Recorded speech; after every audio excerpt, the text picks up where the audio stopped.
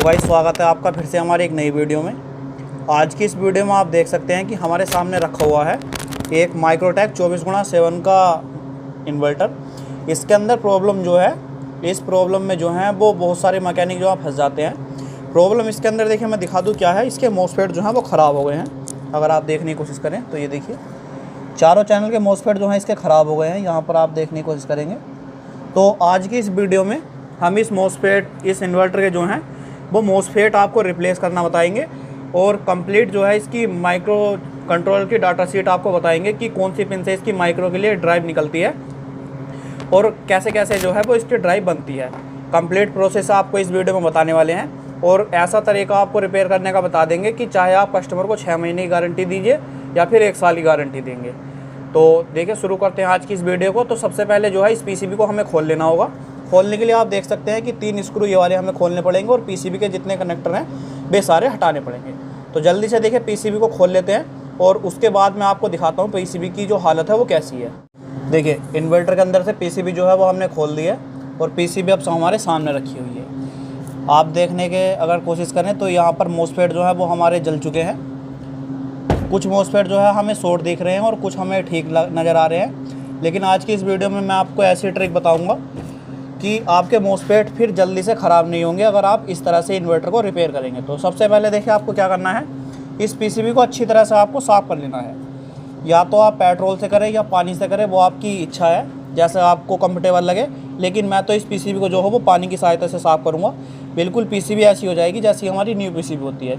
उसके बाद मैं इसके ऊपर काम करूँगा। तो देखिए, सबसे पहले इस पीसीबी को जो है मैं साफ़ कर देता हूँ।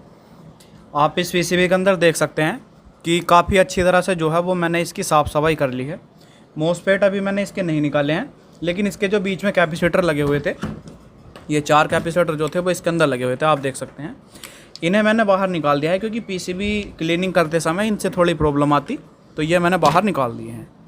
अब देखिए, मैंने शुरू में आपको क्या कहा था कि इस पीसीबी को आप इस तरह से रिपेयर कर सकते हैं कि आप कस्टमर को चाहे तो 6 महीने की गारंटी दे सकते हैं। वो मैंने क्यों कहा था मैं आपको बता दूँ। ऐसा करने के लिए देखिए, आपको अगर काम बिल्कुल पक्का करना है अपना, कस्टमर आपका ठीक ठाक है, पैसे देने में आपको कोई कमी नहीं कर रहा, तो उसमें आपको क्या करना है, सारे मॉसफेट आप बदल दें। 7545 देखिए, इसके अंदर बिल्कुल जेन्युइन मॉसफेट लगा हुआ है। यहाँ पर आप देख सकते हैं सारे मॉसफेट आपको बदलने हैं। आपको हर एक चैनल पर जो है वो एक ही नंबर का मॉसफेट लगाना है। कई बार क्या होता है कि मैंने देखा भी है, इस चैनल पर तो लगा देंगे 7545, इस पे 4132, उस पर कोई दूसरा, ऐसे जो है मिक्स करके पीसीबी के अंदर मॉसफेट लगा देते हैं मैकेनिक लोग। लेकिन आपको ऐसा नहीं करना है, क्योंकि ऐसे अगर आप मिक्स करके मॉसफेट लगाएंगे तो काम आपका ऐसा हो जाएगा जैसे कि बैलगाड़ी में आप एक बैल तो अच्छा जोड़ दें जिसकी क्षमता ज़्यादा बाहर ले जाने की है और एक कमज़ोर जोड़ दें, तो कहीं ना कहीं जो है वो आपकी गाड़ी पलट जाएगी। उसी तरह हमारा ये मॉसफेट के साथ होता है। एक तो आपने मजबूत लगा दिया, एक कमज़ोर लगा दिया, तो आने वाले समय में क्या होगा, जैसे इन्वर्टर पर लोड पड़ेगा या फिर वोल्टेज फ्लक्चुएसन करेंगे, मॉसफेट जो है हमारे शॉर्ट हो जाएंगे।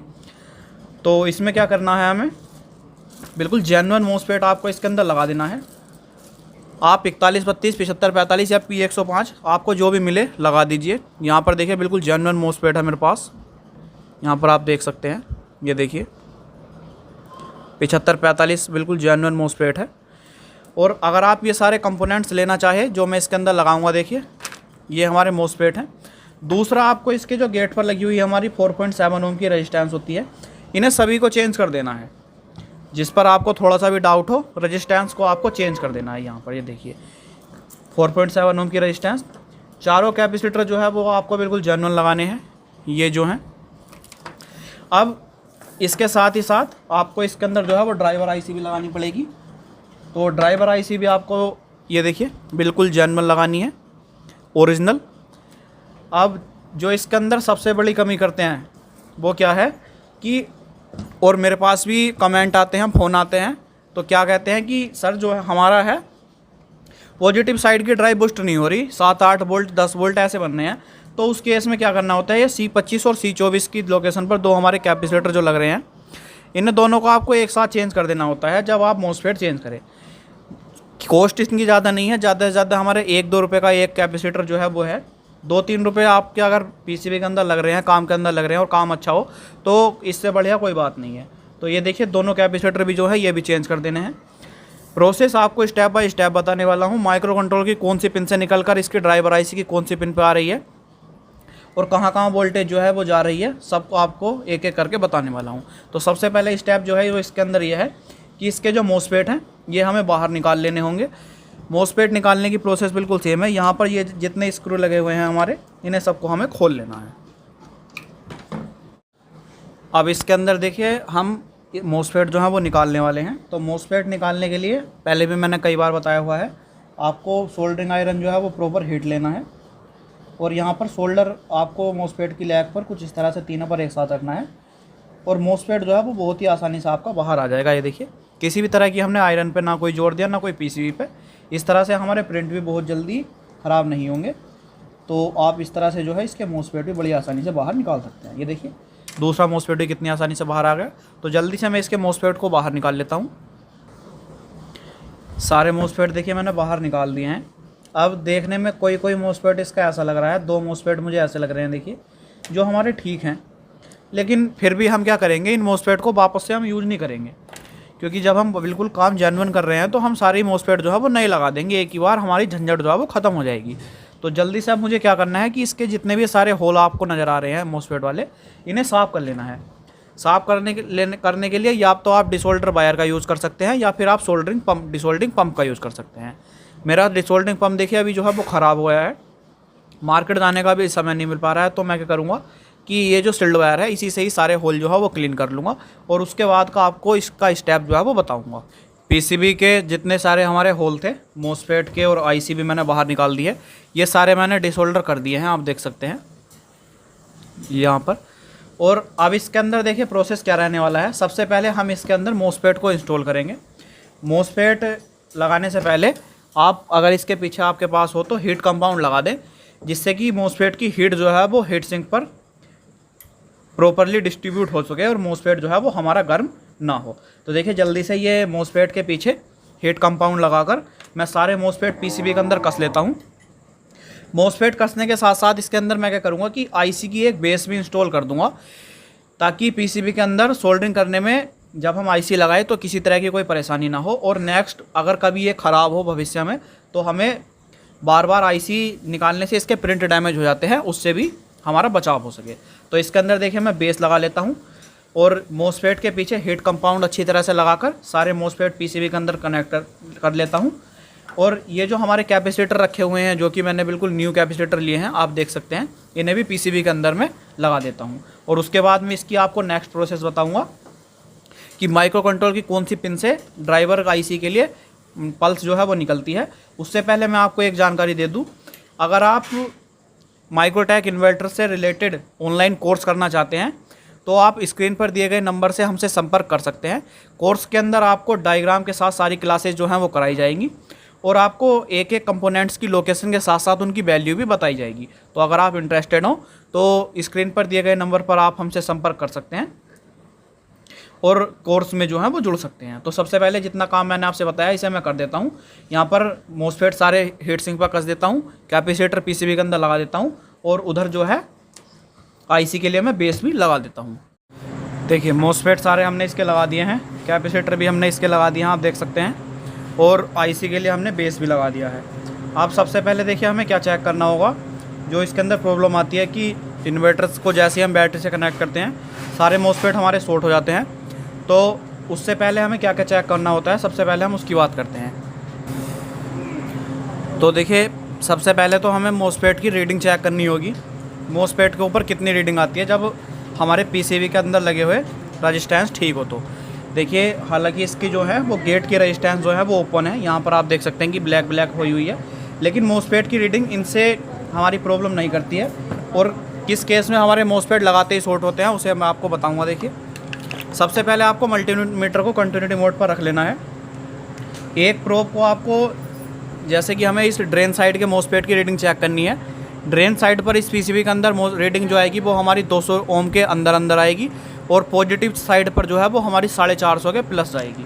तो अब देखिए इसके अंदर रीडिंग चेक करने के लिए जो ब्लैक प्रोब हो उसे आप हीट सिंक के स्क्रू पर रख दें और जो इसकी हमारी रेड प्रोब है इसे आपको मोसफेट के सोर्स पर रखना है। तो यहाँ पर आप देखेंगे मोसफेट की रीडिंग जो है वो हमारी 173 ओम के समथिंग है।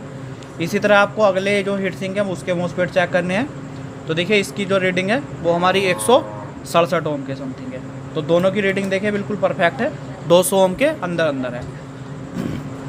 अब इसी तरह हमें जो है इस जो हमारा पॉजिटिव चैनल है इसकी ड्राइव चेक करनी है।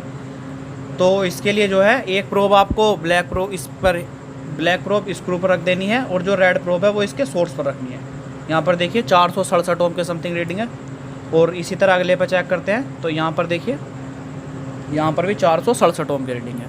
तो पीसीबी के अंदर जो है वो हमारी रेजिस्टेंस अगर आपकी रीडिंग ऊपर जाए 200 ओम से तो क्या क्या चेक करना है।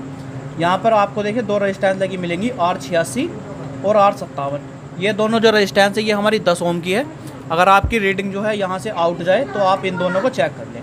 दूसरा, अगर फिर भी प्रॉब्लम आपकी सोल्व ना हो तो यहाँ पर आपको एक रेजिस्टेंस और लगी मिलेंगी, R59 और R85। ये दोनों आपकी 47 ओम और किसी किसी पीसीबी में 150 ओम की मिल सकती है। इन दोनों को चेक कर लें और इसे चेंज कर दें। अब देखिए इसके अंदर जो चेक करने की होता है वो क्या होता है कि इसके प्रत्येक चैनल पर हमारा एक 15 वोल्ट का जिनर लगा होता है। इसकी लोकेशन आपको ZD1, ZD2, ZD3 और ZD4 मिलेगी। यहाँ पर देखिए मैं आपको दिखा दूँ, आपको इन्हें चेक करना है। यहाँ पर देखिए ZD1 लगा हुआ है। अगर आप देखें तो ZD1 15 वोल्ट का है। ZD2 जो है ये भी जिनर हमारा 15 वोल्ट का है। इधर की साइड अगर आप देखेंगे तो ये भी हमारा 15 वोल्ट का जिनर लगा है ZD3 इसके अंदर, और ये भी हमारा 15 वोल्ट का जिनर लगा है ZD4। तो इन्हें हम बारी बारी से चेक करेंगे। कोई सा भी जिनर आपको अगर शॉर्ट मिलता है तो उसे आप चेंज करिए। इस तरह से हम चेक करना है। तो देखिए 700 के पार इसकी रीडिंग है, ठीक है। दूसरे को चेक करते हैं, प्रोब बदल कर आप चेक कर सकते हैं। तो देखिए इसकी भी 746 है, ये भी हमारा ठीक है। दूसरा हम चेक करते हैं तो यहाँ पर देखिए 739 है, ये भी ठीक है। और इसी तरह से हम ये चेक करते हैं। तो देखिए ये जिनर आप देख सकते हैं, मैं आपके सामने भी चेक करके दिखाता हूँ। ये देखिए ये जिनर जो है वो हमारा बिल्कुल शॉर्ट आ रहा है। तो इस जिनर को आप रिप्लेस कर दें। अगर आप बिना जिनर चेक किए ही पीसीबी को इन्वर्टर के अंदर लगाएंगे तो जैसे ही आप बैटरी के तार लगाएंगे मोसफेट आपके तुरंत शॉर्ट हो जाएंगे। तो उससे पहले आपको ये बेसिक जो कंपोनेंट्स है इसकी टेस्टिंग जो है वो ज़रूर कर लेनी है। दूसरा आपको क्या करना है कि ये जो हमारी गेट का इसकी रेजिस्टेंस लगी है इन्हें आपको चेक करना है। देखिए ये 4.7 ओम की रेजिस्टेंस है, लेकिन यहाँ पर इसकी वैल्यू जो है वो 232 ओम आ रही है। ये रेजिस्टेंस हमारी ओपन है। अगली को चेक करता हूँ। देखिए यहाँ पर कोई मोसफेट हमारा नहीं लगा है।